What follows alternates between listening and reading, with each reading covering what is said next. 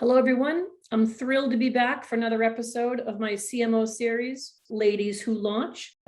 It's time to give out a shout out today to an ode to a lady who has launched, and I think this is a really cool one, a famous one.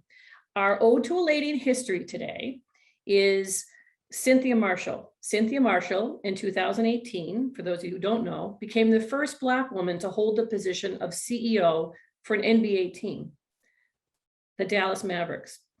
She was a pioneer of women's interests and intersection rights her entire life.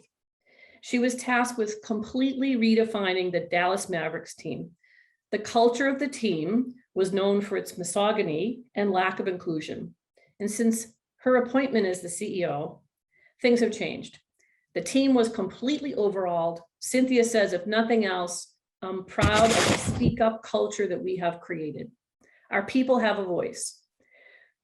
The level doesn't seem to matter. I had a one-on-one with every single person in the organization when I got there, she said. She was brought into the Mavericks to make drastic changes to the team and redefine what it means to work with the Dallas Mavericks. And she did just that. So since being appointed, she's achieved her goal and is well known for her work. So please look her up, take a minute to do an ode to Cynthia Marshall, who definitely was a lady who launched. I love the story. It's inspiring, not just as a woman, but also as a leader. And speaking of inspiring women, today, I think it's time to introduce my guest. I'm very excited. My guest today is Kathy Seegebrecht. She's the Senior VP and CMO of UL, and I'm really looking forward to having her on today. So Kathy, welcome. Thanks for joining. Thank you so much, Glenn. Glad to be here. Excellent. Last time we got together was for the CMO panel for an Experience Acquia event. And when I started this project, the Ladies Who Launch series, I knew I would have to have you on. I knew it because you talk so much about your leadership and your group and what you've done for your team and the organization. So I'm really excited to focus our discussion today on leadership and team building. So we know about your role as Senior VP and CMO of UL, but let's look back a little bit in your history before you start to talk about UL. You have a long history with two brands, BP and Navistar.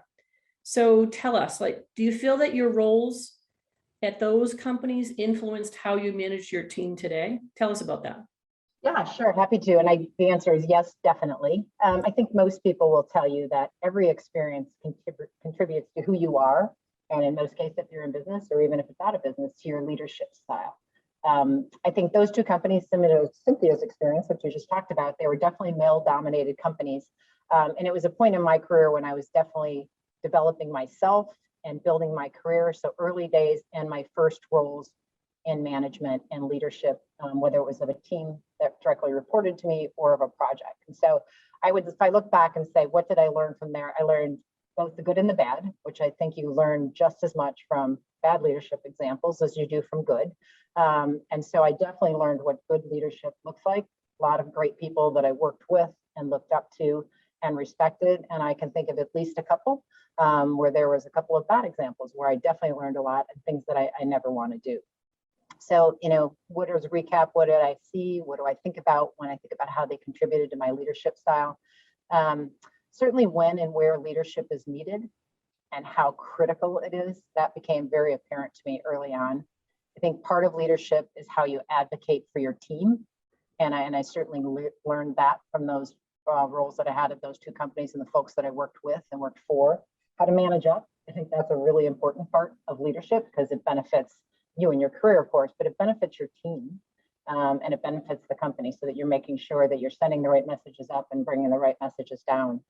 And I think the notion of the last thing I would add is this benefit of creating advocates and how important that is and what an important role of leadership is because you bring other people along with you.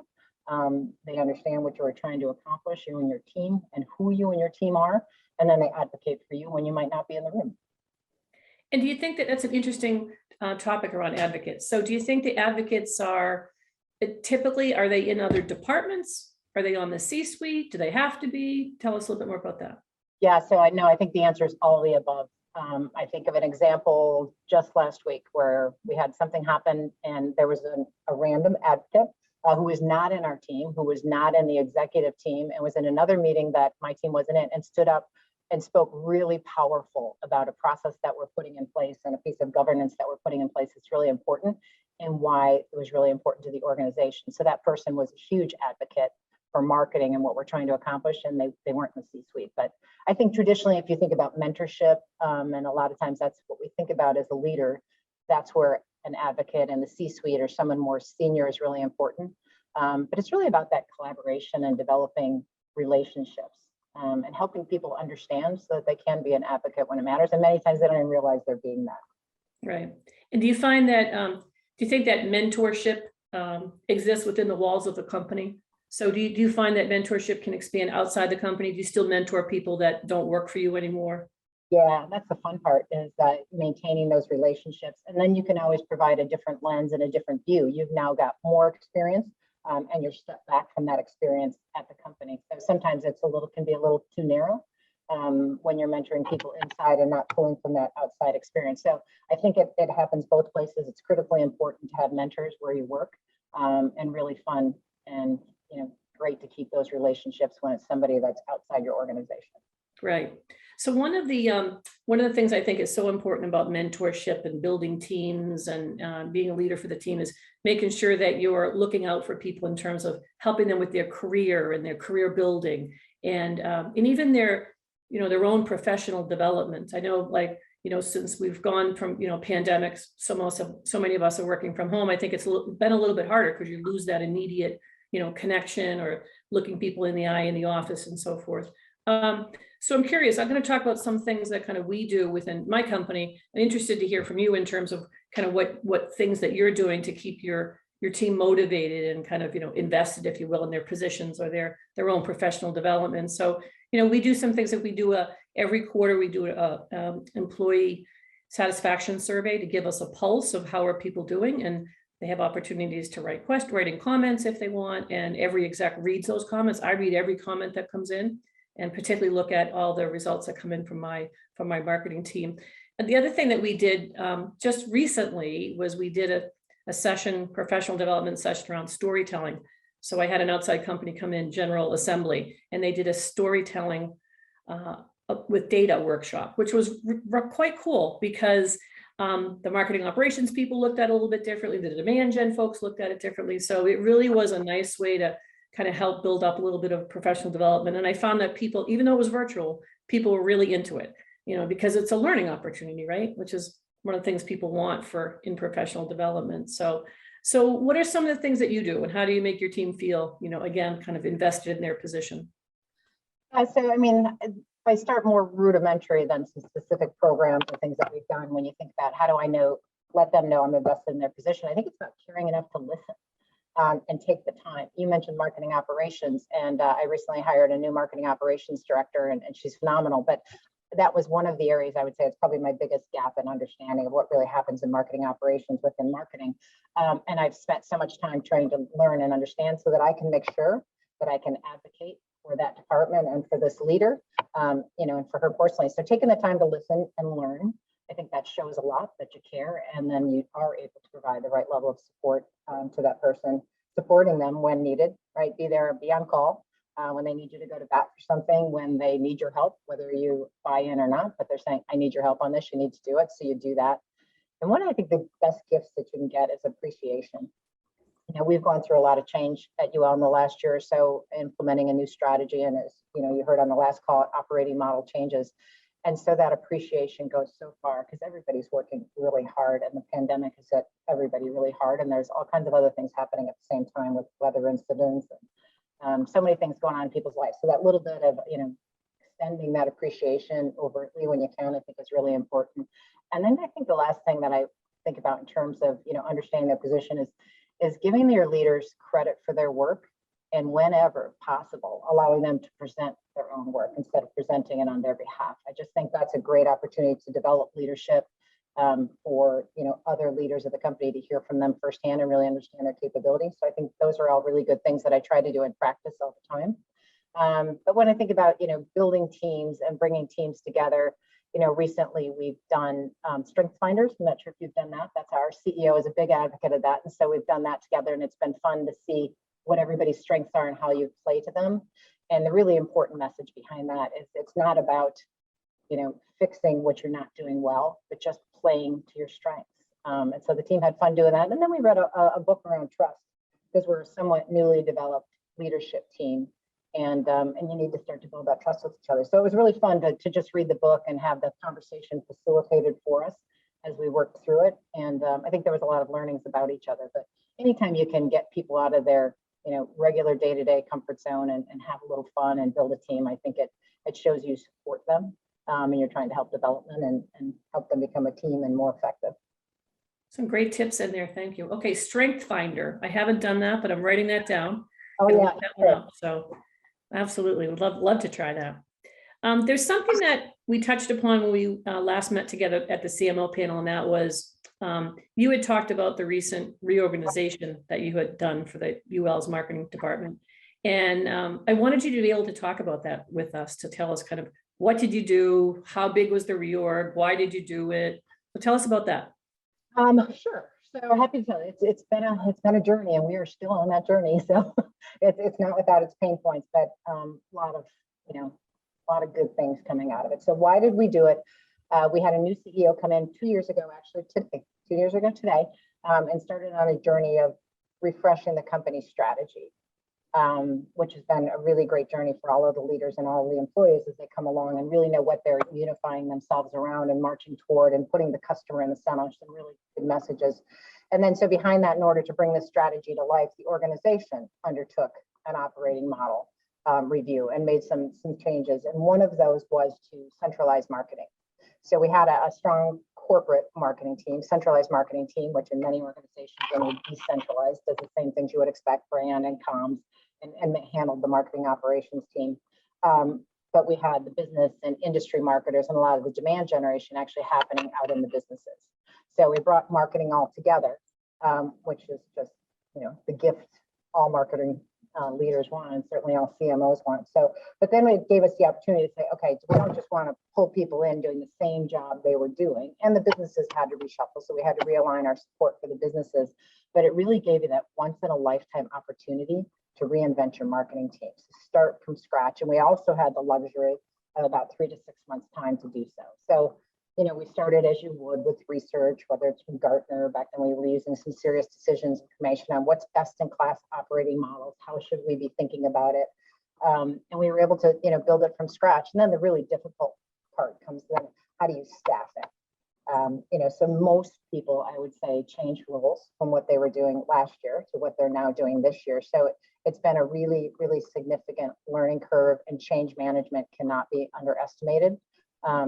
We looked at, the processes and the people, the way we organized it, really around people, process, and technology, and be really clear to keep those things separate and what we were trying to achieve. And we looked at benchmarks. The benchmark, I think, is that you should have anywhere between range, 40 to 50% people, 45 to 55% program spend, and then 5 to 7% technology. So we were trying to do that, and then align our processes around those benchmarks as well. And we really anchored ourselves in roles and responsibilities and trying to be really clear. And I will tell you, we're still on that road, so it's not as easy as it sounds. But then anchoring on the RACI. So who's responsible, who's accountable, who's consulted, and who's informed. And it's helped, but it still takes a really long time to marshal so many people into new roles and get a new model stood up. But we've made great progress. And I think, the outcome and what we were really trying to do with this was unify our approach to market. So, we always say, like many companies do, go to market as one UL, not individual business units or products, but there's so much more value in bringing the full depth and breadth of what we do to market. And equally important to build our brand. Many companies, customers who worked with us know us as sub brands or product brands, but didn't really realize the full depth and breadth of what we bring. So making sure that all those great things get attributed to the UL brand. And then underlying all that is there's so much opportunity for efficiency and effectiveness. Multiple tools here and there, multiple agencies, different voice, trying to get everybody to follow brand guides. It's so much easier when you're one team. So that was a long answer to your question. Yeah, that's okay, but fascinating. So you're not done yet. Doesn't sound like you think you're done yet. Yeah. No, actually we're right in the midst of saying, so we've gone about 6 months in. We know where there's pain points, and there's quite a few of them. And we're working on those pain points. So it's, where does content get created and how does that flow through? And it's different by type of content, whether it's press release or, it's part of a campaign. That I would say that's one of our pain points. And there's a few others. So we are making some adjustments, as we speak. We're working through it. In fact, we've got a town hall call tomorrow. We're going to talk through a little of that, but it's a journey. We're not changing the model substantially. I think that's great. You really do have to stick to it for a period of time to test it out. But I think by the end of the year, we'll be at a good place, and I hope really, up and running on all cylinders for next year. Excellent.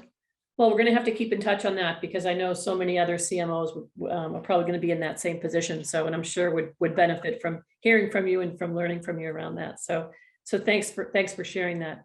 I'm going to switch gears a little bit because I know one of the other things that you and I both have in common is our nonprofit work and how important it is around our nonprofit work to each other and nonprofit boards. So personally, I am on the board at Boston Children's Hospital here in Boston, and I run a foundation through the hospital. And it's been super important for me and my family for many years.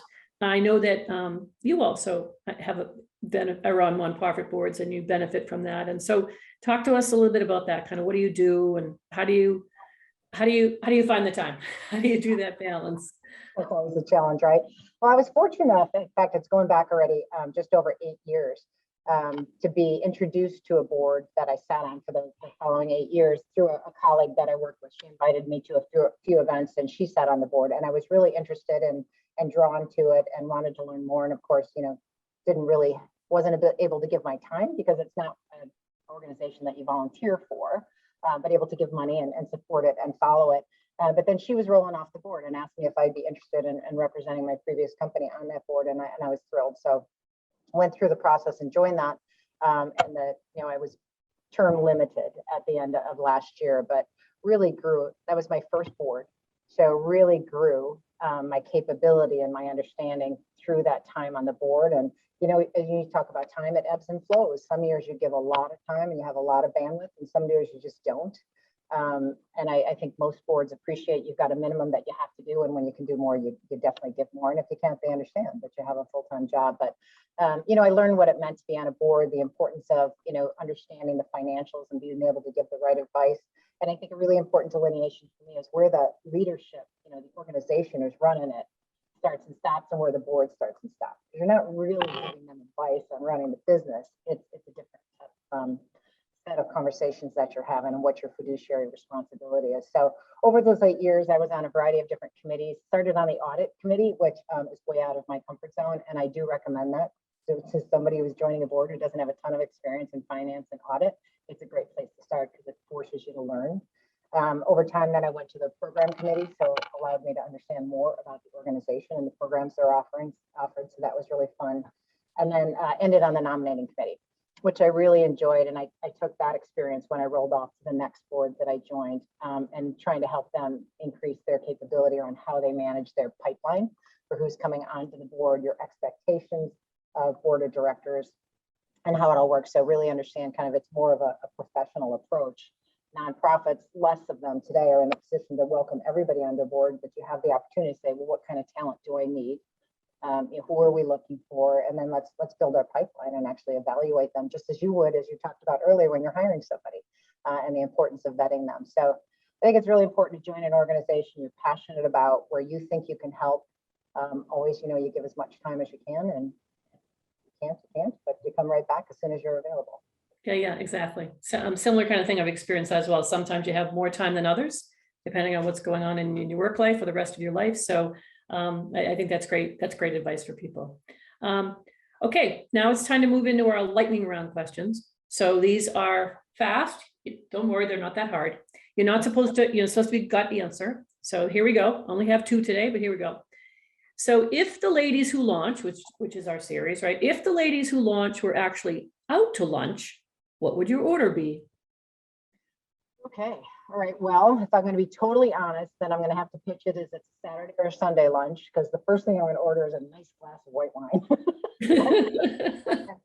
And then again, if I'm truly honest, as much as I'd love to say a salad or chicken, I'm going to say a nice creamy pasta. Nice. Excellent. I love that. I can't wait to go to lunch on a weekend. That would be wonderful. Okay, and what's for our listeners, what's the one piece of advice you'd like to give your past self for when you were first launching your career? So if you could kind of go back and give yourself a little advice, what would it have been? Actually, it's just that, I think. Ask for advice. Ask for help is what popped into my mind first. But it's the same thing, ask for advice. Don't be afraid to ask for help. People want to help. And I have learned now as you grow, you're so thrilled to be able to give support and help, as we talked about earlier. So don't be afraid to ask. It's not a sign of weakness. I think that would be my message. I think that's excellent advice. Excellent. Well, thank you so much for joining today. I was so psyched to have you on Ladies Who Launch, and great to catch up with you. So if people want to find out more about UL and what you folks are up to, where can they go? Where can they hear things? Go to ul.com, or they can email me, Seegebrecht@ul.com. I'd love to have you come learn more about our organization, or I'm happy to be in touch. And thank you so much for having me. That was fun. Excellent. Thank you so much, Kathy. All right, everyone. We'll talk to you next time on Ladies Who Launch.